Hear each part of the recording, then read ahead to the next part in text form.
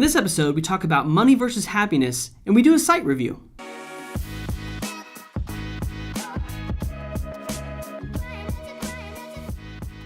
Hey everybody, welcome to episode 68 of the AskEngine show. It is running and gunning time here. We've got some custom installs that are going to be on the site live pretty soon. We've got 4 new people starting next week, so good things happening. Yeah, it's good. A little bit. So we've got 2 questions for you today, and one of those is a site review. So can we get like a bum ba da bum? Perfect. I love it. All right, let's jump into it. Question 1, money versus happiness as an entrepreneur. So this guy posting to r/advanced entrepreneur. So I think we've upgraded. Yeah.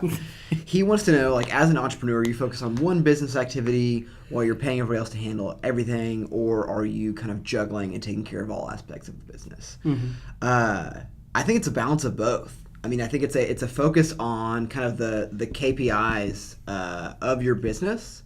But at the same time, as an entrepreneur, you are inherently going to want to touch kind of all the running parts of your business. Mm-hmm. So really, it's a balance, and it's making sure that you don't overcommit. So it's kind of knowing when to delegate, but then at the same time knowing that if you are leading a company, you are the person that's directing the future of that endeavor. So you need to be touching all aspects, but at the same time understanding like you can't do everything. Mm-hmm. Yeah, and I think that the logic in this question is money versus happiness. Mm-hmm. When and a lot of times in business, this is a conversation I've had with my wife multiple times. A lot of entrepreneurs are driven by money, but not in the sense of, I want to have a Lambo, I want to have this, I want to have that. Most entrepreneurs are driven by money because money allows you to do things that you would otherwise not be able to do. So, like in business specifically, so the more money you have, the more people you can have working with you to where you can focus on the things that you love doing, and you can get bigger and grow more. With the larger growth of a business, it becomes more stressful because it becomes less about the work and it becomes more about managing the people who are doing the work. So I think that the greatest thing is I would really encourage everybody who's an entrepreneur, who's a business person, or just in life, think about and truly think about, take time, take a month and just think about what level of income do you want, why you want it. So beyond the stuff, why do you want that level of income? What is that going to do to change the outlook you have on life? What is it going to do to change your relationships?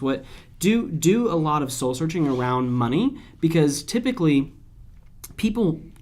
a lot of Americans have a bad relationship with money because they're taught it's evil, they're taught it's this, they're taught it's that, and money just exposes who people are. It doesn't change often who people are. So I know we're going super meta with this answer, but I wouldn't classify it as a money versus happiness. I would classify it as can money increase your happiness or get in the way of your happiness? I think that's fair. Cool. Question number 2. Yeah, site review. So review? We're going to review this leather backpacks website. The person that submitted this post, they're on Shopify. They've gotten 150 visits through AdWords and no sales. So let's see if we can help them out, kind of optimize their site, get their homepage experience. Perfect. So when I land on it, I like the creative above the fold, and then their .com is straight to products. Yeah, you know what I would say too. If you scroll back up, their header where it says Roan Apparel, bring that in line with your menu, and bring that all in line with so that you can kind of bump some product up there above the fold. Mm-hmm. There's a big gap there where you have your brand, your search, and your cart below to your menu. You can bring that all into one line and really streamline your header, and I think that's going to help off the bat because it gives you more opportunity for product above the fold. Yeah, and another thing, so I just clicked on a pop-up, which is fine, but so you go straight into products. So I've got this navigation bar of the different products, but then it's back into products. It's kind of a little blocky here, and then it's just a stream of bags. There's no storytelling. There's nothing going on here that speaks to trust, that builds authority, that builds rapport, and then it's just one long website. I would honestly have content here. So a really good way to talk about bags is what kind of person would use this bag. And so I would really recommend, so we've got can we talk about we talk about BG? Yeah.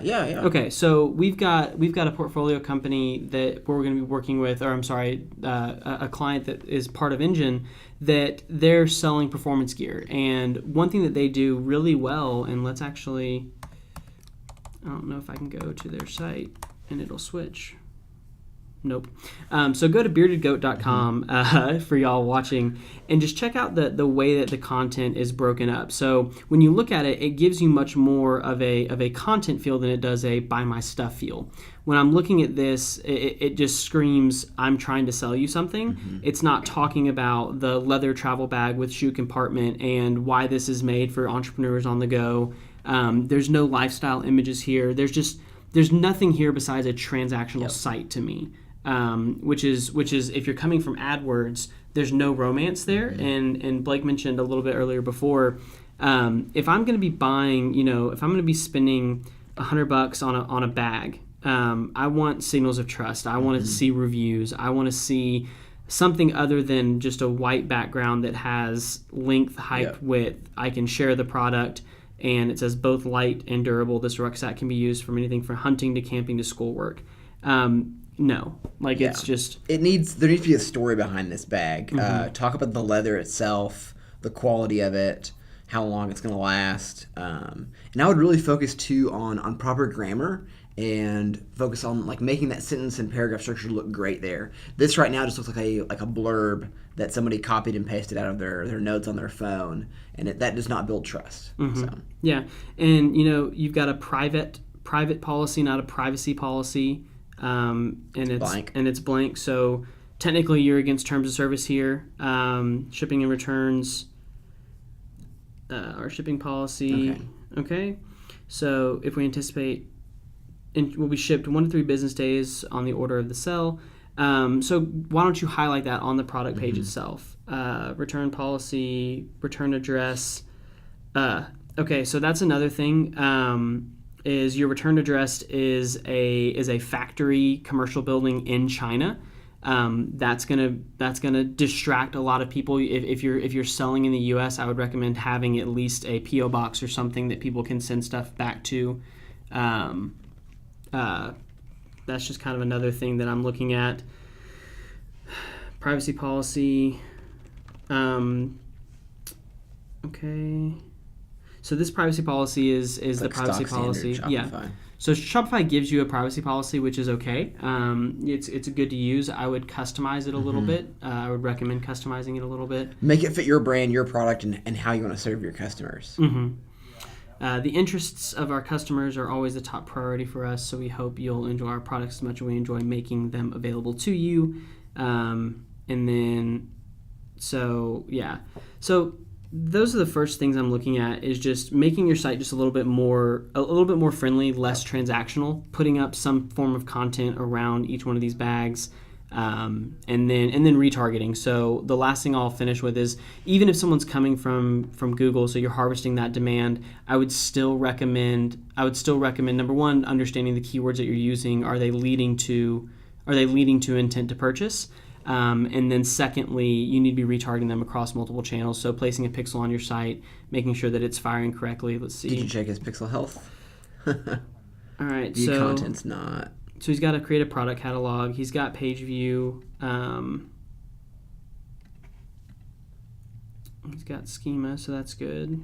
Hit add to cart. The theme is well formatted. Yeah. I mean, that's evident. And so add to cart's not firing. Yeah. So basically, you need to set up a product catalog as well. So there's 10 things for you to do. If you want more help with this, give us a shout in the comments, and we're happy to help with that as well. But I think we'll wrap it up there. Question of the day for y'all. I don't have one. Do you have one?